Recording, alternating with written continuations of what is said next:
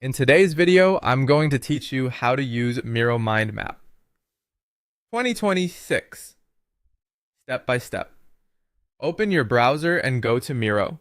Once you're signed in, click Create New Board to get a clean canvas. Name it for easy access. To add a mind map, you have two quick options. The fastest is Templates. Open the Templates panel, search for Mind Map, and choose Use Template to drop a ready-made structure onto your board. If you prefer to build from scratch, use the / shortcut. Press the / key, type mind map, and select it. Either way, you'll see a central node. Type your central idea in the middle. This is the big theme, like client workflow, content strategy, or YouTube growth. Keep the wording short and clear so everything branches neatly from it. Now create your main branches.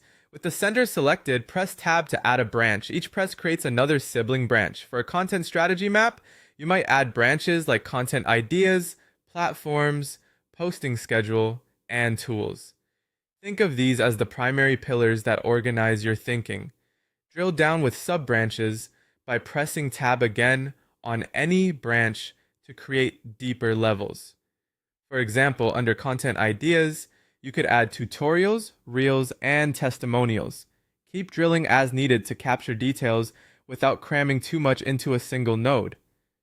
As your map grows, organize and rearrange. Click and drag nodes to reposition them, giving each branch breathing room. Aim for even spacing, avoid crossing lines when possible, and group similar ideas together. A clean layout makes patterns jump out and keeps collaborators from getting lost. Next, customize the design so it's easy to scan.